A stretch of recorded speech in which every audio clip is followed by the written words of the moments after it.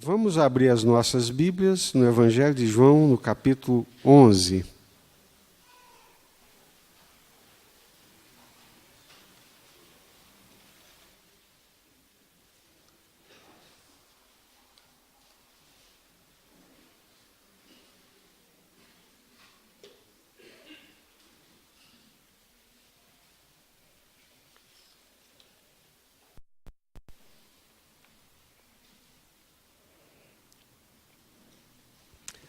Nós vamos ler do versículo 1 ao 16 e depois leremos do 34 ao 44.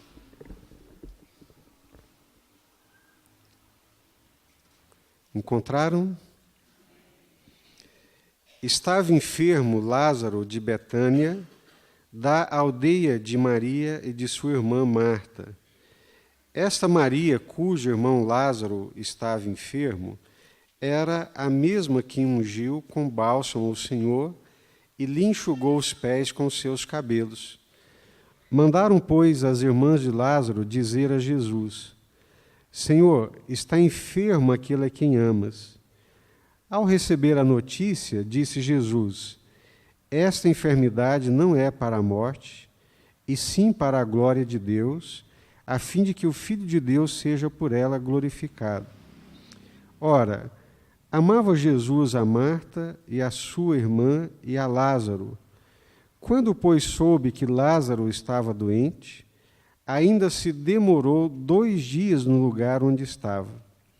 Depois disse aos seus discípulos: Vamos outra vez para a Judéia. Disseram-lhe os discípulos: Mestre, ainda agora os judeus procuravam apedrejar-te e voltas para lá? Respondeu Jesus: Não são 12 as horas do dia? Se alguém andar de dia, não tropeça, porque vê a luz deste mundo. Mas se andar de noite, tropeça, porque nele não há luz. Isso dizia e depois lhes acrescentou: Nosso amigo Lázaro adormeceu, mas vou para despertá-lo. Disseram-lhe, pois, os discípulos: Senhor, se dorme, estará salvo. Jesus, porém, falara com respeito à morte de Lázaro, mas eles supunham que tivesse falado do repouso do sono. Então Jesus lhes disse claramente: Lázaro morreu, e por vossa causa me alegro de que lá não estivesse, para que possais crer, mas vamos ter com ele. Então Tomé, chamado Dídimo, disse com os discípulos: Vamos também nós para morrermos com ele. Versículo 34 até o 44.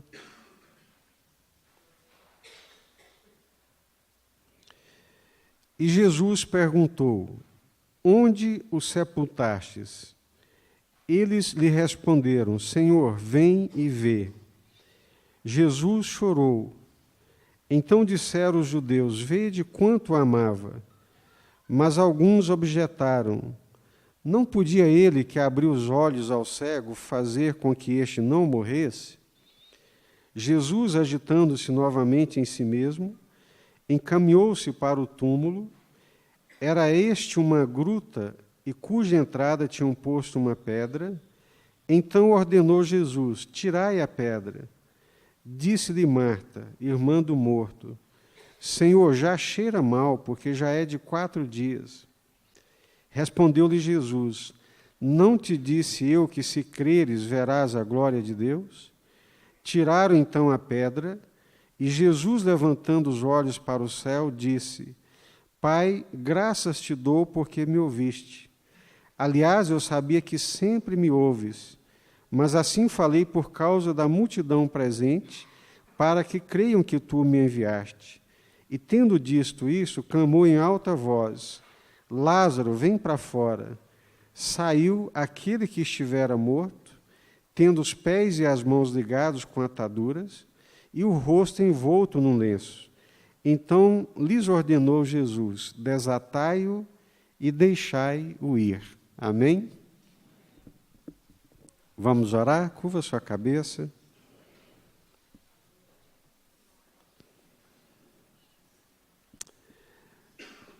Senhor, te damos graças por mais esta manhã que o Senhor nos traz aqui.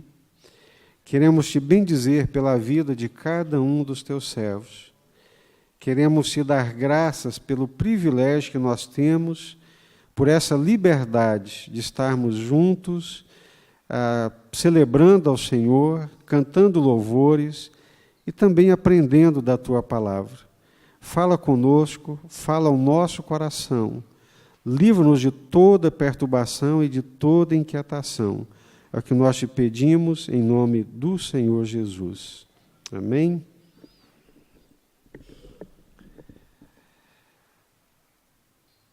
Eu já falei aqui inúmeras vezes, nós estamos estudando o Evangelho de João, e inclusive é o que nós estamos estudando nos pequenos grupos, e João mesmo diz que no seu Evangelho ele escolheu alguns milagres. Então, o Evangelho de João é a narrativa de alguns milagres que Jesus realizou e a aplicação espiritual que ele dá a partir desses milagres que ele narra. Então, quantos foram os milagres que João registrou no seu Evangelho? Quantos? 7 milagres. Qual foi o primeiro? Qual foi o milagre em boda de Caná? A transformação da água em vinho. Então foi o primeiro milagre que João ele escreve, né? O primeiro milagre que Jesus realizou ali entre os seus discípulos. O que esse milagre nos ensina? Esse milagre da transformação da água em vinho nos ensina o quê? Qual que é a verdade espiritual que nós aprendemos a partir desse milagre? Oi? Perfeitamente. Na sequência, João narra o encontro de Nicodemos com Jesus. Mestre, sabemos que ninguém pode fazer as coisas que tu fazes se não vier de Deus. Em verdade, eu te digo que se alguém não nascer de novo, não pode ver o reino de Deus. Né? E o que é o novo nascimento?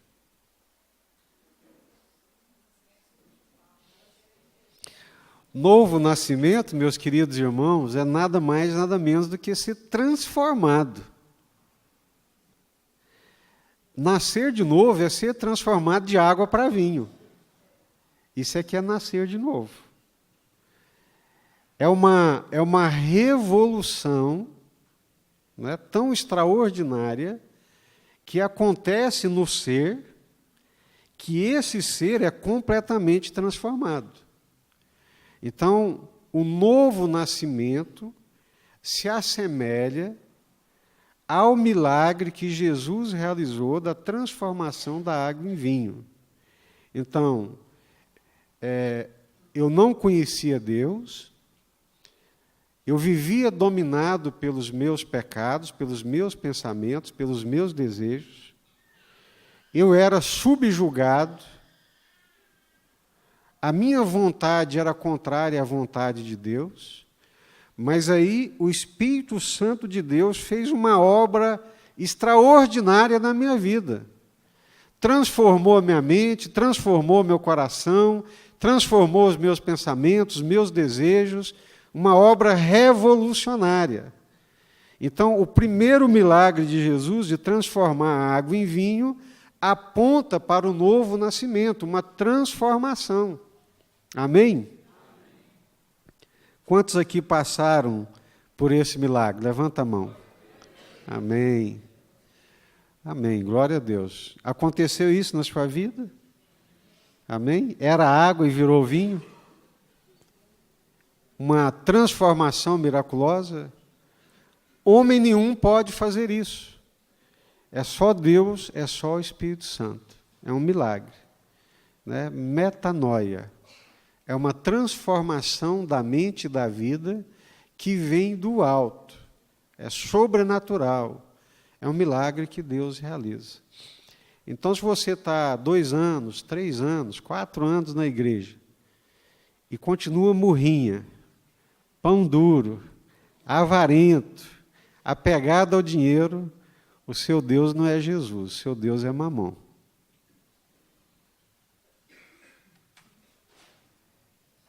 Você mudou de igreja, mudou de religião, mas não nasceu de novo.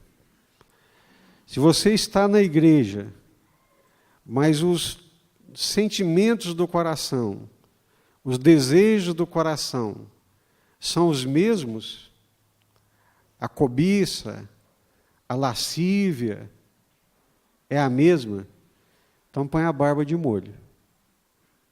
Porque quando a gente nasce de novo, há uma transformação tão grande no nosso interior que nós não acomodamos mais ao pecado.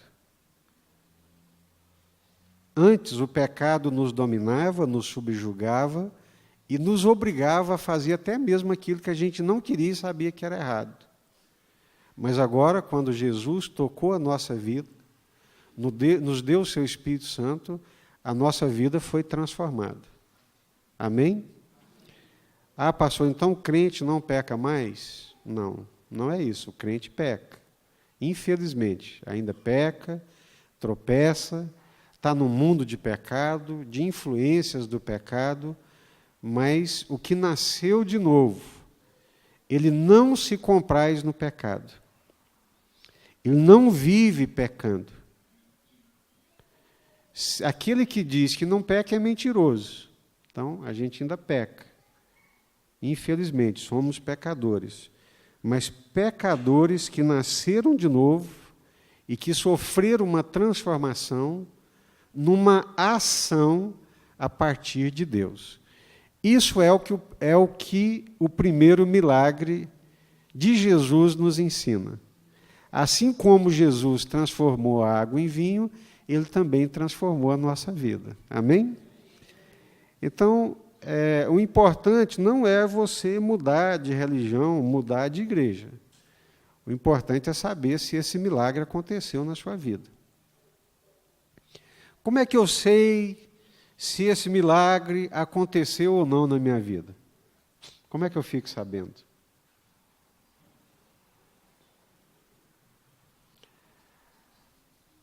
Essa pergunta, ela foi batida e rebatida, né? Quais são as características de alguém que nasceu de novo? A primeira e a mais primordial de todas.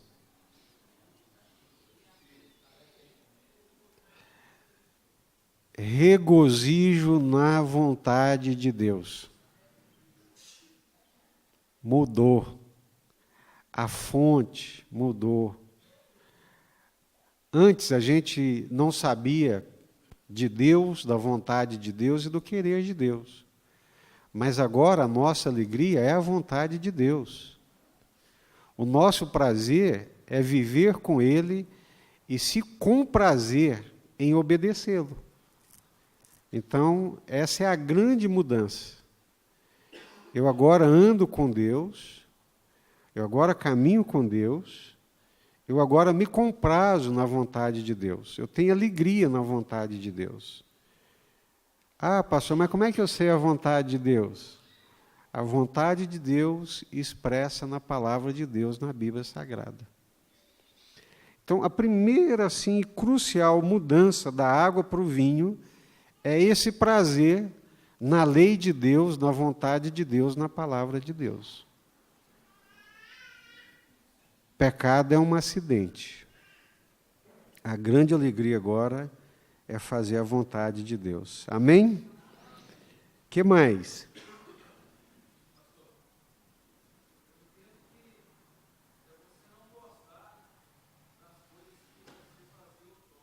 Uhum. Isso.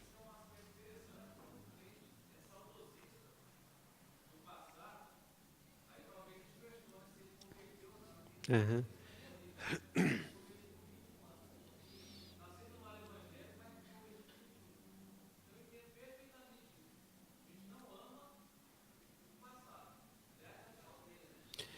A Bíblia até traz a figura para nós aí, né, do povo de Israel que saiu do Egito, né?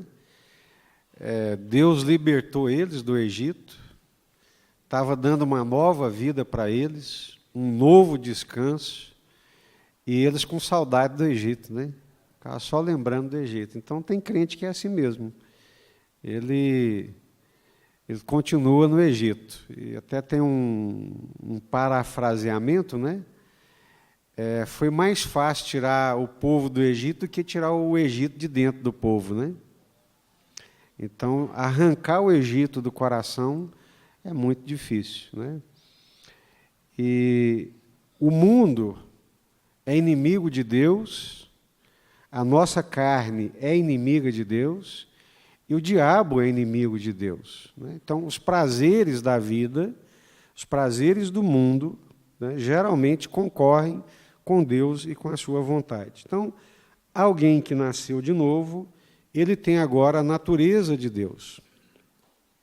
Ele foi nascido de Deus. Ele se compraz em Deus, na palavra de Deus e nas coisas de Deus. Amém?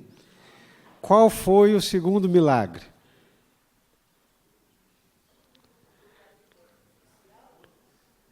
Qual? A cura do filho do oficial do rei. Tá? O que nós aprendemos aí com esse milagre?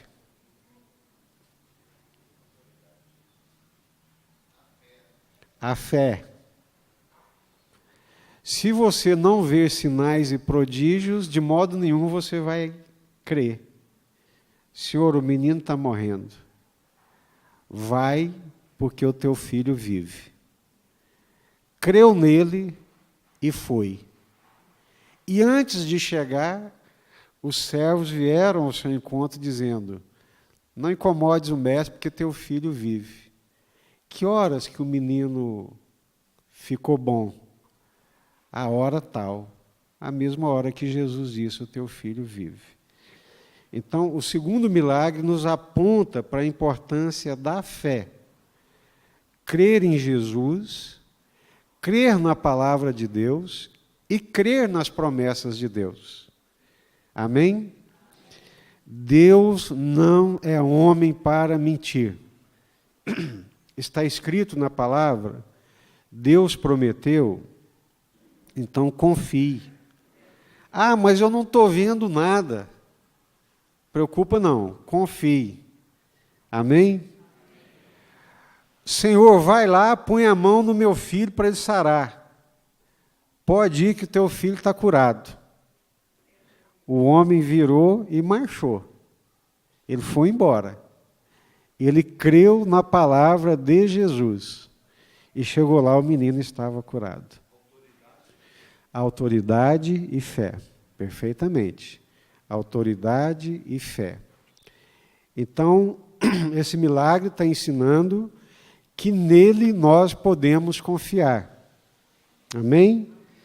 Em Jesus nós podemos confiar de todo o nosso coração. Qual foi o outro milagre?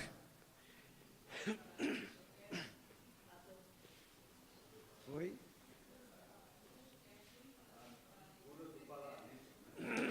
A cura do paralítico. Ou vocês não estão lendo o Evangelho de João, ou vocês não estão indo nos pequenos grupos. Brincadeira, né? Terceiro milagre foi a cura do paralítico. Quantos anos que ele estava paralítico? 38 anos. Onde é que ele estava? Ele estava próximo ao tanque de Betesda, porque tinha uma lenda que dizia que em determinada época do ano um anjo descia, movia as águas, e quem pulasse primeiro na piscina era curado. E ele já estava ali 38 anos, esperando. O que esse milagre ensina para a gente?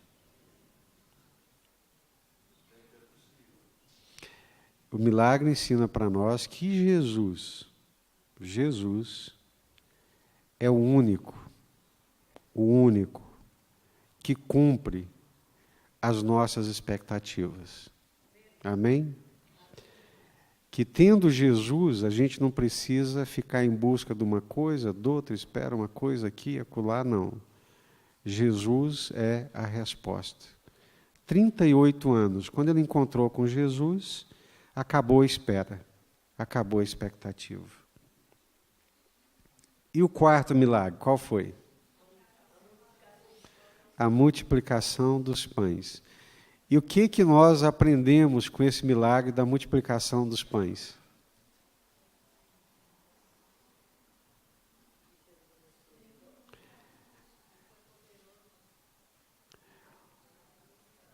Moisés vos deu maná. Vocês comeram esse pão, mas amanhã estão com fome novamente. E aí?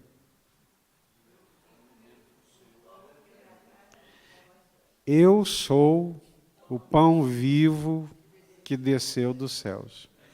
Né? Quem de mim se alimenta, que jamais terá fome. Então, esse milagre está mostrando que Jesus, ele não apenas nos supre fisicamente, ele cuida da gente fisicamente, mas ele nos supre espiritualmente também. O verdadeiro pão vivo não foi Moisés que deu para vocês. Então, quem nos alimenta espiritualmente é Jesus. Jesus é o pão vivo que desceu dos céus. Amém? Sim, claro, né? Então, Jesus é o que dá o novo nascimento, é o que transforma, nós podemos crer nele de todo o nosso coração, ele é que atende às nossas expectativas, ele é o pão vivo que desceu dos céus. Pode, Hebreus capítulo 13, versículo 8, né? Ele é o mesmo ontem, hoje e o será para sempre, né? Qual que é o outro milagre? O quinto milagre? Jesus anda sobre as águas. E o que a gente aprende aí nesse milagre?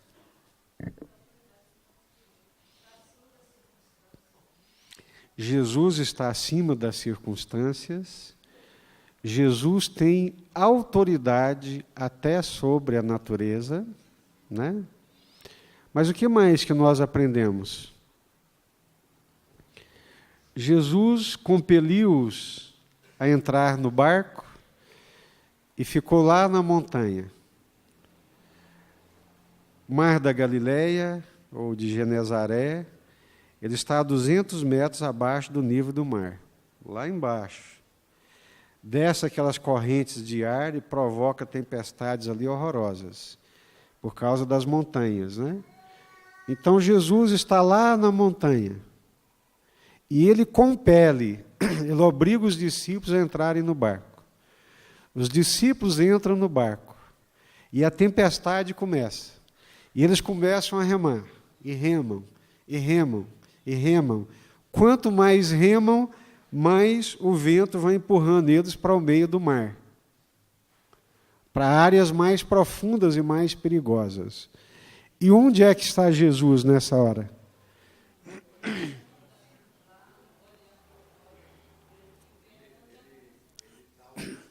E está observando.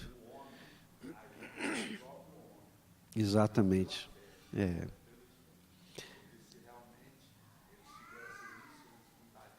Uhum. Então, Jesus não perde os seus de vista. Amém? Jesus está vendo.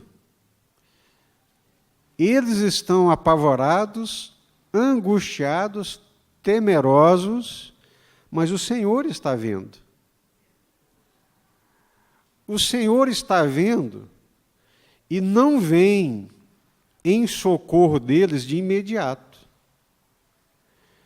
Jesus manda eles para dentro do mar por volta das 5 horas da tarde, sobe na montanha e eles começam a tempestade, o pau começa a quebrar e a coisa está complicando e vai afundar, vai acabar, não damos conta, ai, ai, ai, Senhor, cadê o Senhor? E o Senhor está vendo. E que horas é que o Senhor vem em socorro? Na última vigília, terceira ou quarta vigília, né? Quarta vigília. Já das 3h para 6 da manhã é que Jesus vem. E vem andando sobre as águas. Então, o que isso ensina para nós? Eu acho que mais, né, Severo, o mais importante é que, independentemente da fé deles, independentemente da situação vivenciada, o Senhor Jesus está percebendo, o Senhor Jesus está vendo. Não souberam. Oi? Tarda, mas não falha. Socorre no momento certo. Amém? Tem o controle. A coisa mais difícil do mundo, coisa mais difícil para quem é crente, é esperar. É esperar no Senhor. Está escrito que Ele é o socorro bem presente, na hora certa, no momento certo. Descansar, esperar, confiar. Então, esse milagre nos ensina isso. Quando eles acharam que o barco ia afundar, quando eles acharam que não tinha mais jeito, lá vem o Senhor Jesus andando sobre as águas. Andando sobre aquela tempestade. Jesus está acima de toda e qualquer adversidade. Amém? Quando eles viram Jesus, eles pensaram que era o quê? Um fantasma. Nem acreditaram que era Jesus, mas era o Senhor Jesus. Então, esse milagre de Jesus andar sobre as águas demonstra que Ele tem o controle de todas as coisas, que Jesus sabe o que nós estamos passando, Jesus sabe, e que na hora certa, no tempo de Deus, o Kairos de Deus, Jesus vai se manifestar. Mas o duro é que quando a gente está na tribulação, parece que o negócio não tem fim, né? A gente acha que vai se arrebentar, mesmo tendo a palavra. Exatamente. Por isso que é importante a fé. E por isso que quando a gente não olha para Jesus, a gente afunda. Aí Jesus vem andando sobre as águas, e eles começam a berrar, agora acabou, agora que a gente morre mesmo, o fantasma já veio buscar a gente. Né? Arrepiar, apavorado, aí Jesus, calma gente, sou eu. Aí o Pedrão, né? Se és tu, Senhor, manda-me ter contigo. Então vem. Ele saiu do barco, começou a andar sobre as águas, olhando para Jesus. Aí, de repente, ele olhou para o vento, viu a força do vento, as ondas bravias e começou a afundar. Ah, mas não precisa nem explicar isso, né? Quando você tira os olhos de Jesus e começa a olhar para as circunstâncias, vai afundar. Qualquer um de nós vai afundar. E só não afundou porque Jesus agarrou ele pelo braço e falou, vem cá, não é só a hora ainda não. Né? Então, assim. Qualquer situação, Zé. Qualquer situação. Nós sofremos muito porque nós somos incrédulos. Nós sofremos muito porque passamos o carro adiante dos bois. Nós sofremos muito porque queremos sempre dar uma mãozinha para Deus, queremos ajudar Deus, né? Mas a palavra está aí nos ensinando. Confia, busca, espera. Né? Viva a vida que Deus tem para você. O homem não pode receber coisa alguma se dos céus não lhe for dado. Viva e desfrute da vida que Deus está te dando. É minha porção? Amém, Senhor. Louvado seja Deus. Amém? Sexto milagre, qual que é? A cura do cego. Cego o quê? Cego de nascença, já nasceu cego. E o que esse milagre nos ensina?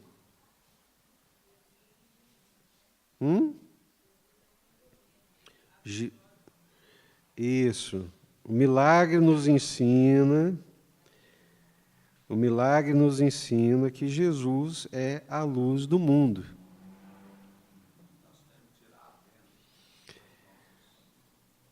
O milagre nos ensina que só Jesus pode tirar a venda, né? Só Jesus pode tirar a venda. O milagre nos ensina que todos nascemos cegos.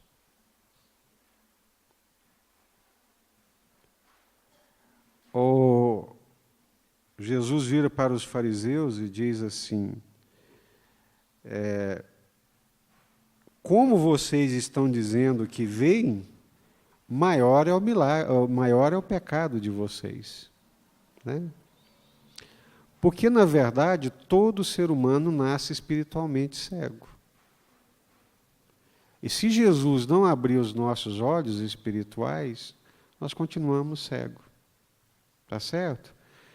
Eu tenho para mim que uma das coisas mais difíceis da vida é alguém que não pode ver, que não tem esse sentido, né? Agora, qual que é pior? A cegueira física ou a cegueira espiritual? Ih, só um pouquinho de gente que falou. A espiritual. Por que a espiritual é pior?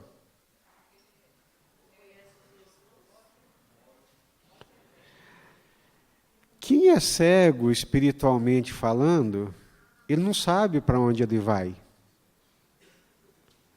Ele não sabe de onde está vindo e nem sabe para onde vai. Quantos aqui têm os olhos espirituais abertos? Pelo menos 40% levantou a mão, né? Quem tem os olhos espirituais abertos sabe para onde vai. Essas são um cego, se você soltar ele aqui, ele vai saber para onde é que ele vai? Não sabe. Agora, quem tem os olhos espirituais abertos, é o que nós estamos falando, responde aquelas grandes questões existenciais da vida. De onde vim? Por que eu estou aqui? E para onde é que eu vou? Né? É igual o mineiro, né? Onde que eu estou, para onde eu vou? Né?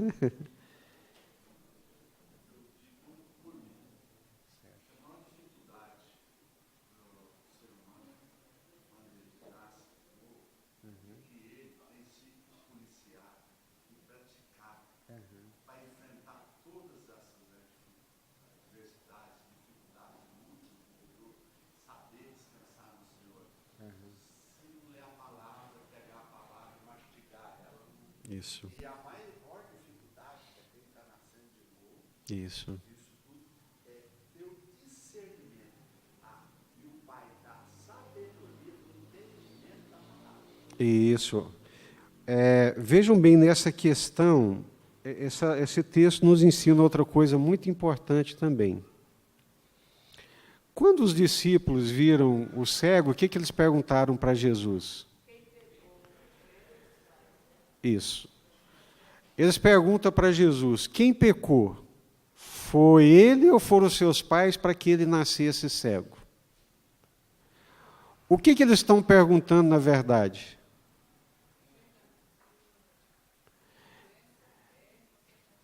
Eles estão perguntando assim, de quem que é a culpa? Ele é cego porque quem foi que pecou? Então, eles estão fazendo também uma pergunta teológica e filosófica.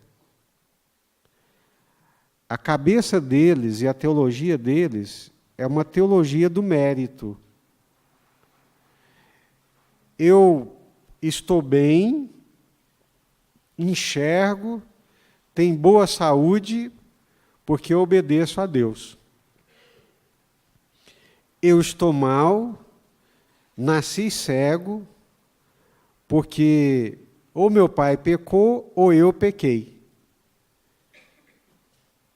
Qual que é o problema dessa correlação? Essa correlação diretamente proporcional. Estou mal, pobre, doente, porque fiz alguma coisa errada. Estou bem, prosperando, enriquecendo, porque fiz as coisas certas. Qual que é o problema disso? Está certo esse jeito de pensar? Não é cristão. Esse jeito de pensar não é cristão. Por que que não é cristão esse jeito de pensar? Porque esse jeito de pensar está baseado no mérito. Está baseado na retribuição. Faço, recebo. Não faço, não recebo. Ariovaldo Ramos pregou aqui num dos dias e falou assim: se você está passando por uma situação, vai lá no centro espírita, eles vão dizer, faz isso, aquilo, aquilo outro. Pega uma galinha preta, uma garrafa de pinga, faz isso que o seu problema vai resolver. Se você vai no confessionário, faz 10 Ave Maria, Pai Nosso, tal, que vai resolver. Ou seja, todas as religiões, de um modo geral, elas trabalham numa perspectiva do fazer para merecer. Oi? Lei, retribuição, mérito, justiça própria. Agora, no cristianismo, não. Essa também é outra coisa que é difícil da gente entender. Aqui não é a quantidade de jejum e de oração que você faz que vai resolver o seu problema. Ah, mas então não vou orar, não vou jejuar? Vai orar, vai jejuar. Mas a gente não ora e jejua para obrigar a Deus a fazer alguma coisa que a gente quer. Tá certo? Isso é o coração do cristianismo. Ajuntaram budistas, hinduístas, islâmicos e um cristão. Ajuntaram e disseram, olha, vocês vão para casa e pensem, e voltem daqui uma semana, e digam qual que é a diferença de uma religião dessas para outra. Qual que é a diferença do cristianismo para o budismo, para o islamismo, para o judaísmo? Qual que é a diferença? Aí o cristão que estava lá falou assim, não, eu posso responder agora, que é o C.S. Lewis. Não, você não quer refletir, pensar melhor, vai para casa, pensa direito, depois você volta. Não, eu já sei, eu posso responder agora. Qual que é, então? Graça. Graça. Se o Senhor não edificar a casa, em vão trabalhos que edificam. Se o Senhor não guardar a cidade, em vão vigia a sentinela. Se o Senhor não der o pão de cada dia, inútil é levantar de madrugada e trabalhar até 10 horas da noite. Aos seus amados ele dá, até mesmo enquanto eles estão dormindo. Ah, não, mas isso aí é defesa da preguiça, isso aí é defesa da indiferença. Não, isso se chama graça. Graça é favor imerecido. Eu não mereço, mas o Senhor, graciosamente, resolveu me dar. Então, é muito tênue, é muito difícil separar, porque as duas coisas estão na Bíblia. E os discípulos querem saber, ele é assim, a culpa é de quem? Eu converso com crente o tempo inteiro, né? E na adversidade, a primeira pergunta que o crente faz é, por que eu estou passando por isso? O que eu fiz de errado? Ou seja, tudo centrado nele. ele se esqueceu de olhar para Deus que conduz a vida dele. E outra coisa, não é tudo que eu estou passando que Deus é obrigado a me responder, não. O Jó perdeu os filhos, perdeu os bens, perdeu a saúde, perdeu a honra e encheu Deus de perguntas. Vem cá, Senhor, desce aqui, justo juiz, e me aponta, fala onde foi que eu errei. E os amigos dele, Jó, você está vivendo essa desgraça aí, confessa, rapaz. Você pecou, você errou. E Deus não respondeu nenhuma das perguntas do Jó. Porque ele é Deus, né? Então, pouca gente consegue entender isso, mas eu gostaria muito que vocês entendessem. A nossa vida, quando ela é colocada nas mãos de Deus, quando você coloca a sua vida nas mãos do Senhor, se isso é uma realidade espiritual, Ele vai conduzir a sua vida. Ele vai conduzir a sua vida, e não só por caminhos que a gente quer. Estava lendo essa semana o livro de Êxodo. Deus tirou Israel do Egito e não levou Israel para Canaã pela rota dos mercadores. Deus sabe por onde levar o seu povo. Deus, inclusive, resolveu levá-los pelo deserto, que era o caminho mais difícil, era o caminho mais doloroso e era o caminho mais longo, porque Deus sabia o que estava fazendo. Se eu levá-los para o caminho mais curto, na primeira batalha, eles não dão conta. Se eu levá-los pelo caminho mais curto e já colocá-los na terra prometida, na bênção, na fartura, na prosperidade, eles vão se perder. Então, tenho que passar com eles pelo deserto. Agora, quem é crente de verdade, ele entende isso. Ele compreende isso. Ele sabe que o Senhor está conduzindo. Ele geme, ele chora, ele ora, ele busca, mas ele confia plenamente na condução do Senhor. Amém? Ana?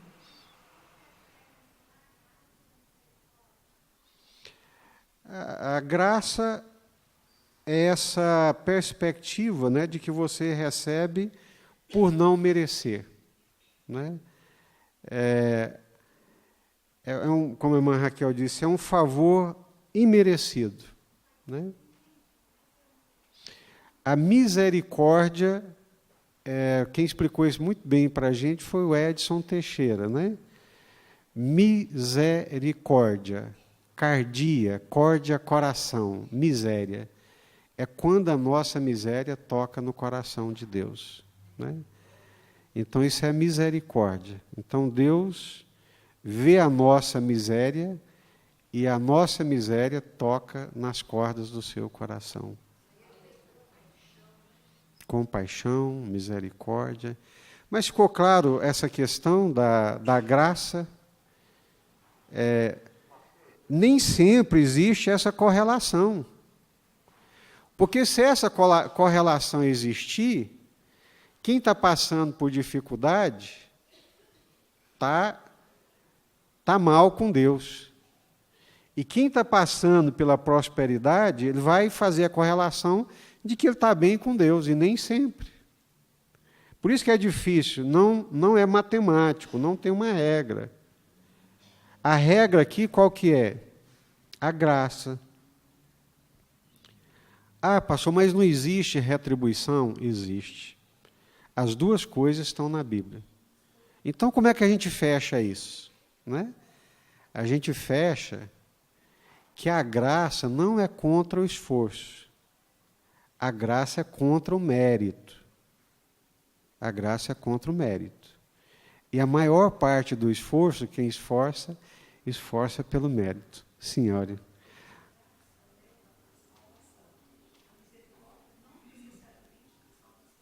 Perfeito. Tanto a graça, né, quanto a misericórdia, elas partem de Deus e do caráter de Deus. A graça nos leva realmente à salvação, e a misericórdia, como diz a Bíblia, da parte de Deus se renova a cada manhã, né? Toda manhã, as misericórdias de Deus se renovam a nosso favor. Rilan?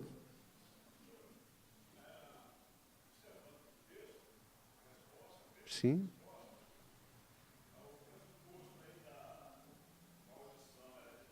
Perfeito.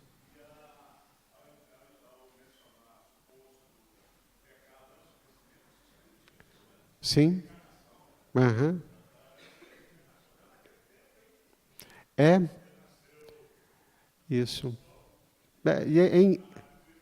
Claro. É mais a lógica da retribuição. Por isso que se converter à fé cristã, ao cristianismo, é uma coisa muito difícil. E nós carregamos valores culturais que depõem contra a fé. Todos nós, quando passamos por uma adversidade, a primeira coisa que vem à cabeça é: o que eu fiz de errado? Por que eu estou passando por isso? É ou não é? Porque a nossa lógica é a lógica do fazer por merecer. Questão cultural, de valores. Dificilmente. Porque a graça humilha a gente, né? Graça é coisa de Deus, é. O homem trabalha com justiça própria, com retribuição e com mérito. E Deus trabalha com graça. Pode falar, senhora.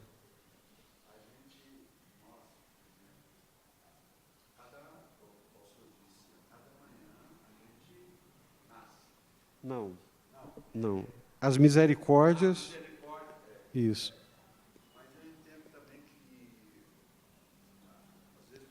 Não, pode falar.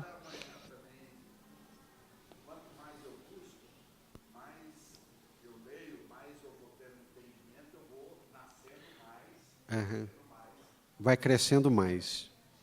O nascimento é um ato. Nasceu de novo é um ato, é um milagre.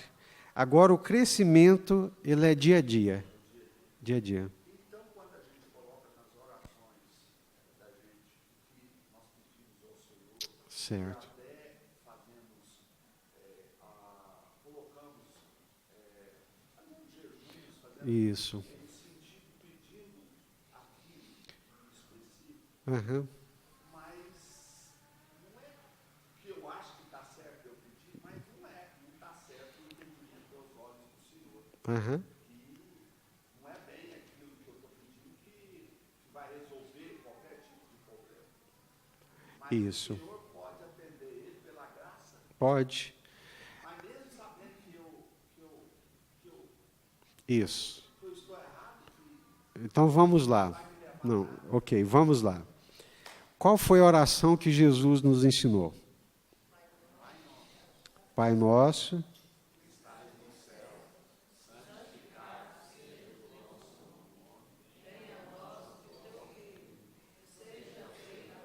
A tua vontade. Seja feita a tua vontade, assim na terra como ela é feita nos céus. Então, a oração que Jesus nos ensinou, Pai Nosso, é que a vontade de Deus, ela é boa, perfeita e agradável. O melhor para nós é a vontade de Deus. O melhor para nós é a vontade de Deus.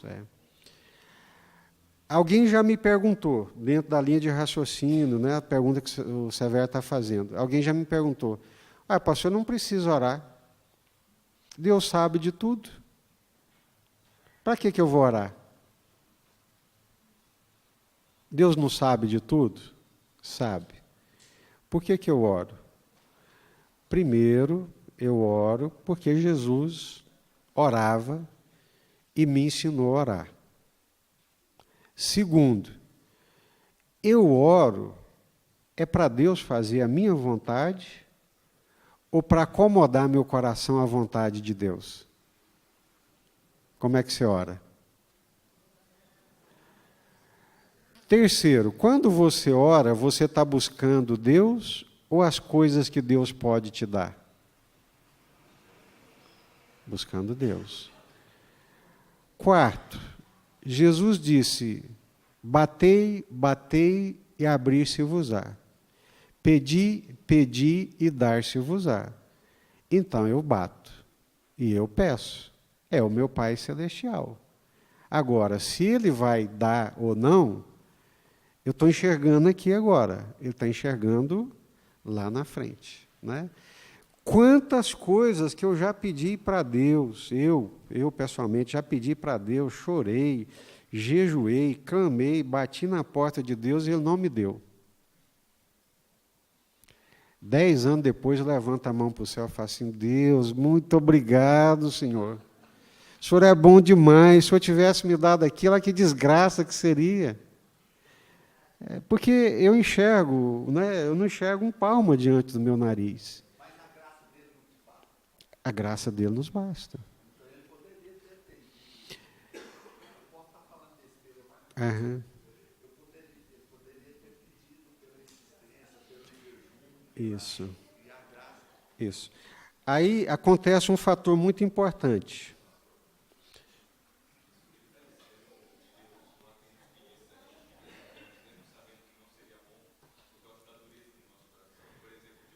Você tirou da minha boca, Daniel. Muitas vezes, alguma coisa, é difícil entender isso, mas algumas coisas que Deus nos dá, por causa da nossa insistência e por causa da dureza do nosso coração, é um juízo da parte de Deus. Não é uma bênção, mas é um juízo. É o Balaão. O Balaão consultou o Senhor. O rei dos Moabitas mandou uma caravana de príncipes, muito ouro, e falou assim: ô Balaão, vem cá e amaldiçoa Israel para nós. Ele falou: só vou depois que eu consultar o Senhor. Mas tudo bem. Ele foi, consultou o Senhor disse: não vá. Não vá. Ele: não vou porque Deus falou que não era para eu ir.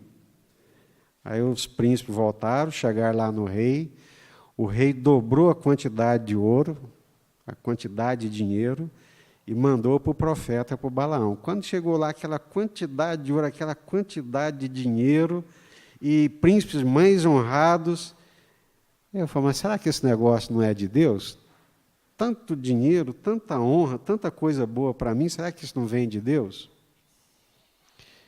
E foi lá consultar Deus de novo. E Deus, percebendo o coração dele, Deus disse: então vai. Aí ele foi. Aí a jumenta fala com ele. E ele não escuta nem a jumenta. E vai. Aí o que acontece? A Bíblia chama o Balaão de profeta louco. Porque não obedece a Deus, insiste na desobediência, ensina o povo dos Moabitas a armar ciladas para o povo de Israel cair. Mas se você ler lá na Bíblia, parece que Deus permitiu ele ir, por causa da dureza do coração dele. Irmã Elaine, depois Wilson, depois irmão. Vamos lá.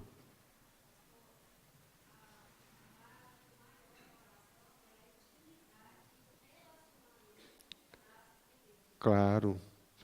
Aí vem também Romanos capítulo 8, não sabemos orar como convém, mas o Espírito intercede por nós até com gemidos inexprimíveis. Ele faz todas as coisas cooperarem para o bem daqueles que o amam e que são chamados segundo o seu propósito. Então, eu tenho que, gente, é o que eu estou falando, eu tenho que ser igual o oficial lá com o filho doente. Eu tenho que crer na palavra de Deus. Eu tenho que crer na palavra de Jesus. Amém? Ele faz todas as coisas cooperarem. Todas as coisas são todas as coisas. Deus pega até coisa muito ruim, não se escandalize não, até coisas ruins de desobediência, que a gente cava uma cova, cai nela, e Deus é tão bom, tão misericordioso, que Ele pode transformar aquela desgraça numa grande bênção. Ele faz isso. Só um pouquinho, tem o Wilson.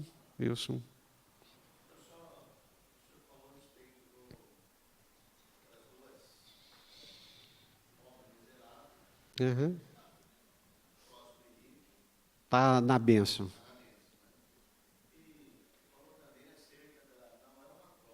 Sim.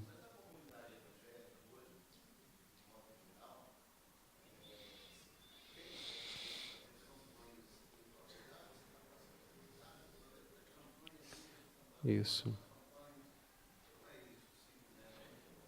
É troca.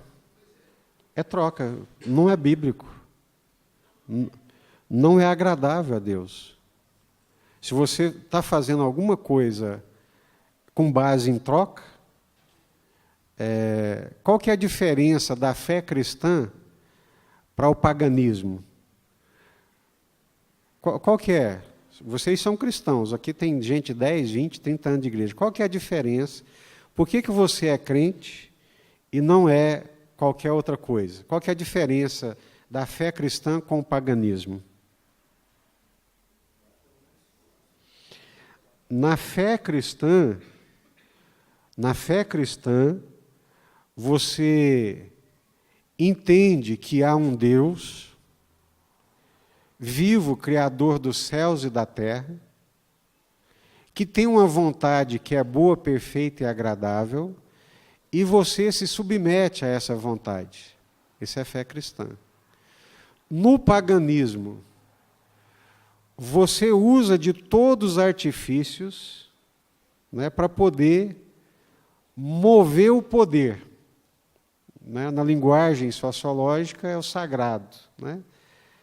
No cristianismo, você se submete à vontade do sagrado.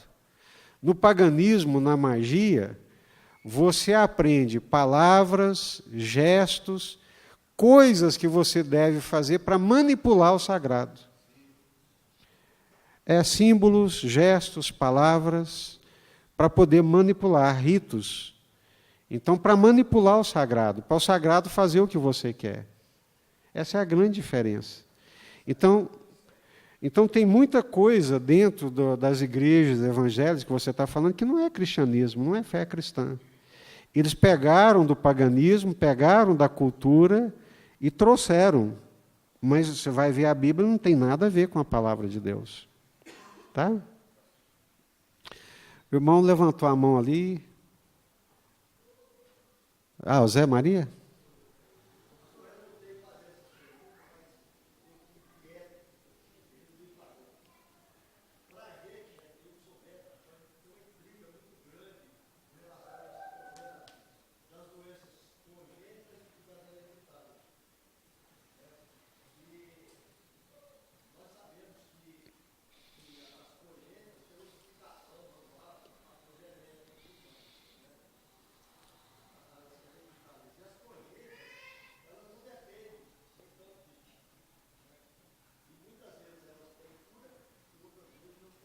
Uhum.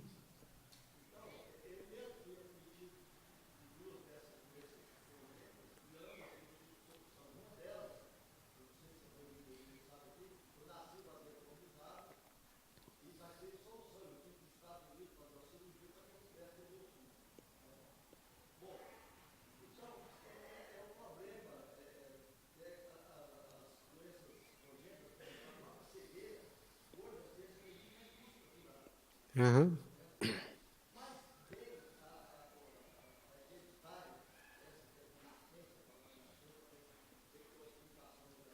Sim. Sim.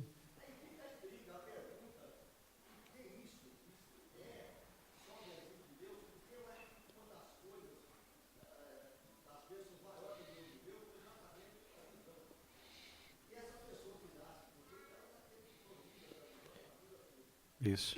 E se você partir da perspectiva, é que todos nascemos cegos.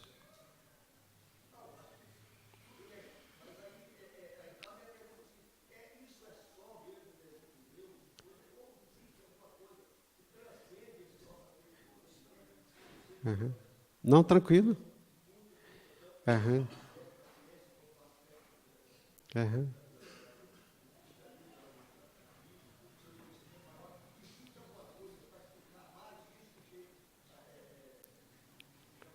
Ok. Então vamos lá. Por exemplo, o grande inimigo do ser humano é a morte, né? É a morte. Tendo a visão ou não, eu vou morrer. A morte é a maior fragilidade humana. Na morte cessam-se todos os projetos humanos.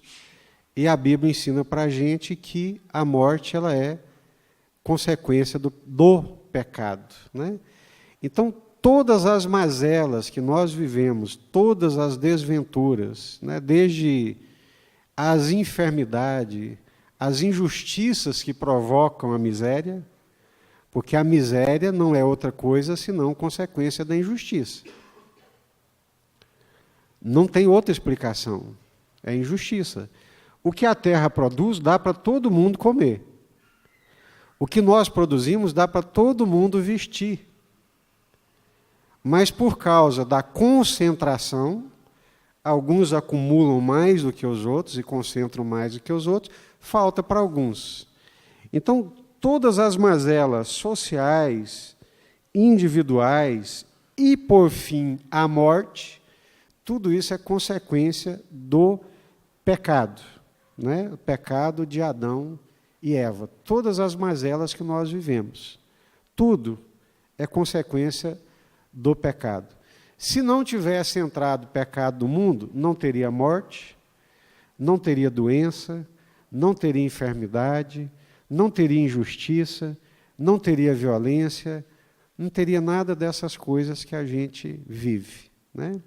Então, o que a Bíblia ensina para a gente é que é em função do pecado. Mas não nessa correlação, foi ele que pecou, foi meu pai. Não. Todos somos pecadores. É por causa do pecado. Não tem ninguém aqui que é melhor do que ninguém, e não tem ninguém também que seja pior do que quem quer que seja. Porque todos pecamos. Todos pecaram e foram destituídos da glória de Deus. Amém? Rogério? Uhum.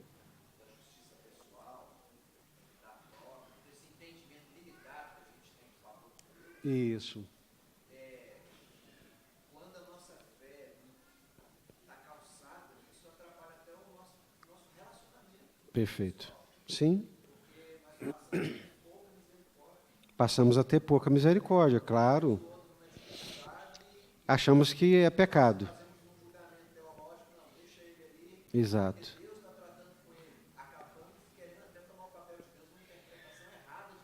Perfeito. É terrível. Não consegue exercer o amor. Perfeito. O Rogério está dizendo que nessa perspectiva do mérito, quando eu vejo o irmão em dificuldade, eu acho que ele tem que passar pela dificuldade.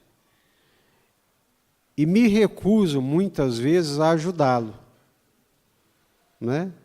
Ou seja, negligencio o amor em detrimento de uma interpretação baseada única e exclusivamente no mérito, que não reflete o todo da palavra de Deus, né? Eu esqueci seu nome. Márcio.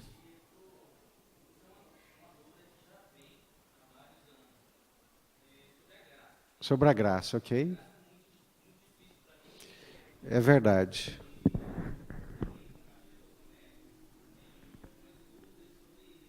Uhum.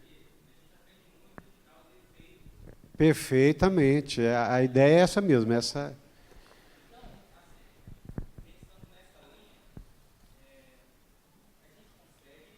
Uhum. Isso.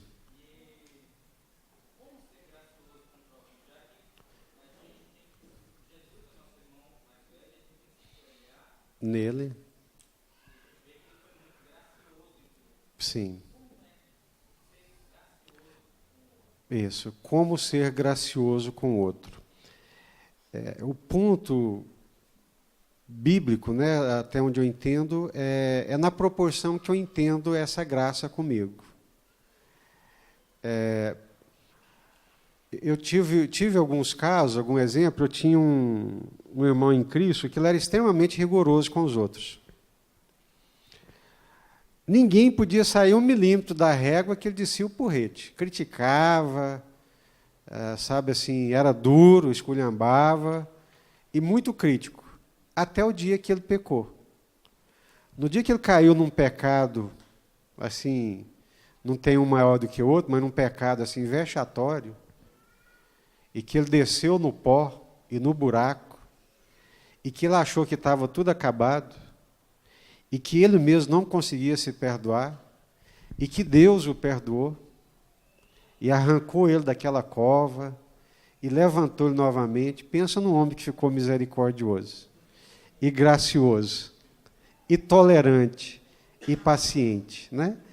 Então, à medida que eu desfruto da graça de Deus, como é que eu desfruto da graça de Deus intensamente? É no entendimento de quão pecador eu sou. Qualquer pessoa aqui que achar que é menos pecador do que qualquer outro, achar que é melhor do que qualquer outro aqui, e não entendeu ainda a graça de Deus e nem o quanto ele é pecador. Então, quanto mais eu entendo, mas entendo assim existencialmente, igual aquele publicano que bate no peito, né? Ó, Senhor, onde é que vai parar esse ser? Misericórdia, Senhor. E eu vejo que mesmo na minha pecaminosidade, o quanto eu sou pecador, e Deus ainda me ama, cuida de mim, me recebe como filho. Então, quanto mais eu vivo essa graça de Deus, pelo entendimento de quão pecador eu sou, e vejo que não depende de mim, depende dele, eu me torno uma pessoa graciosa e misericordiosa, né? A Áurea, pois o Silvio... Uhum. Certo. Isso. Uhum. Isso.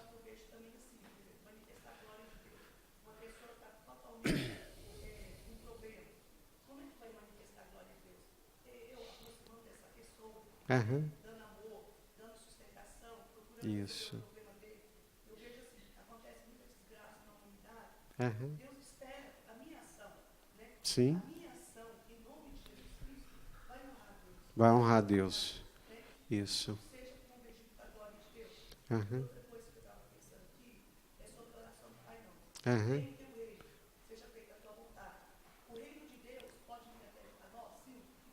Uhum. Uhum. Isso. Uhum. Isso. Isso. Uhum. Isso. Nós não estamos falando contra o jejum, não estamos falando contra a oração, nós estamos falando contra o mérito.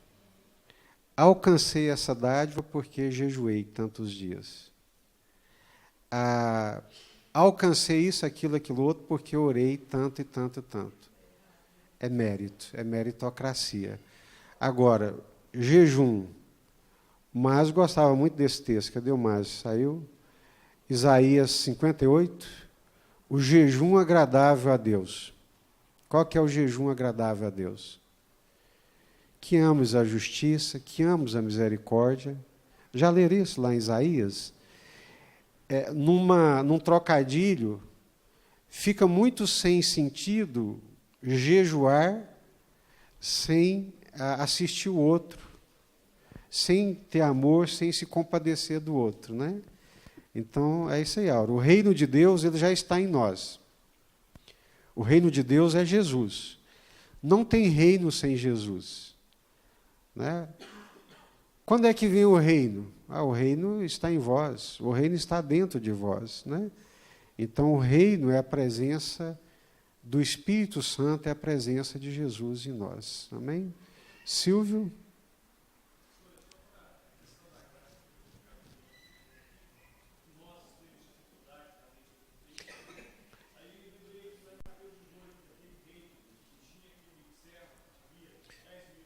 Perfeito. Foi perdoado.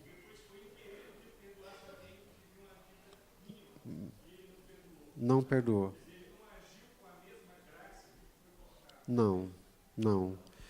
Não agiu. E o que a gente percebe, então?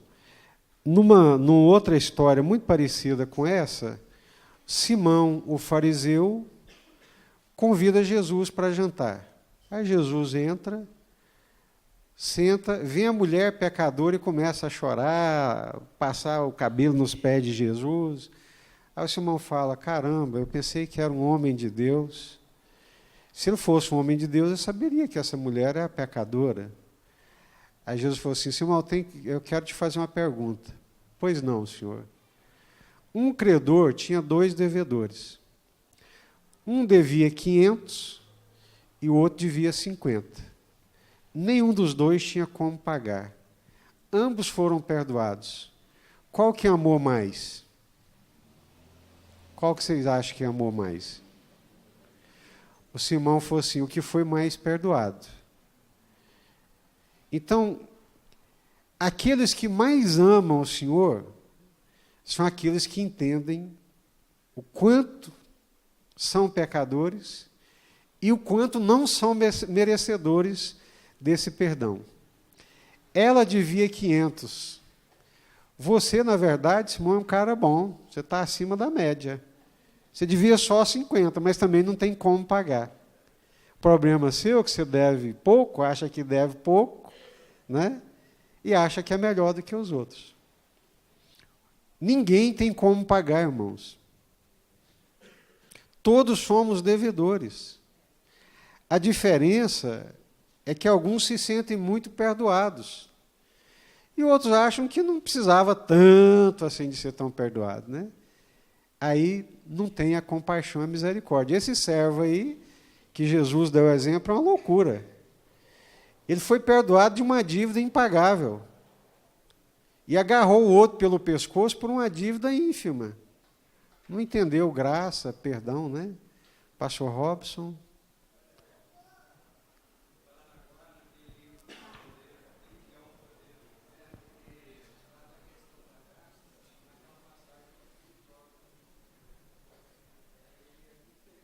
Com certeza, perfeito.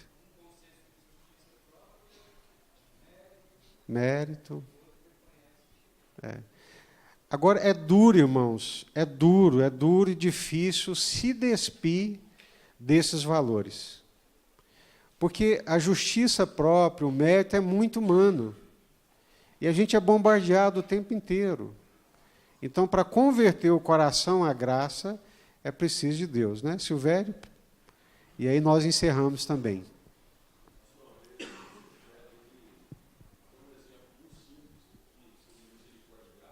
Uhum.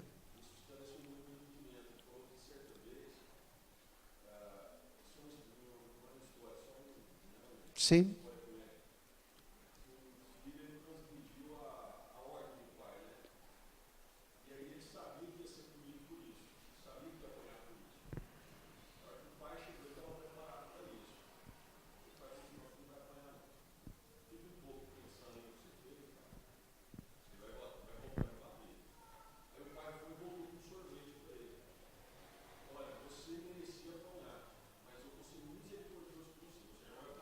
Uhum.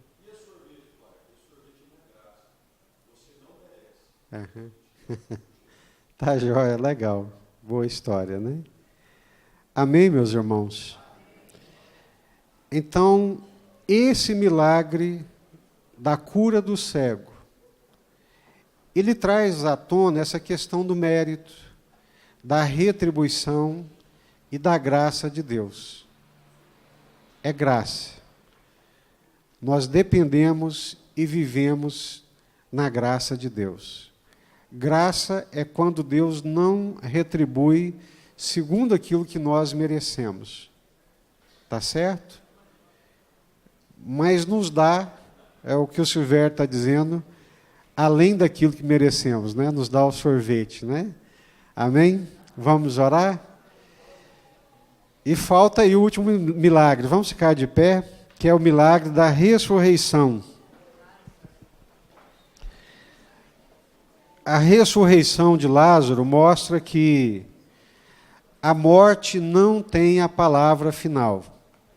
Amém? Glória a Deus.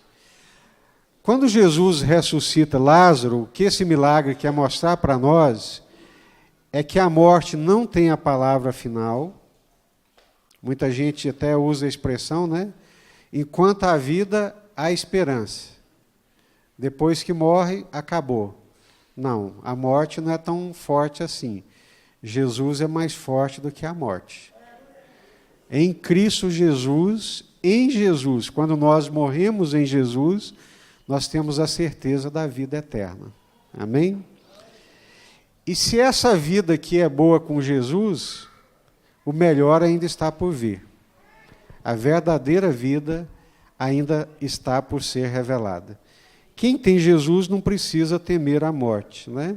Porque Jesus venceu a morte. É isso que nós vamos estudar aqui. Vamos orar?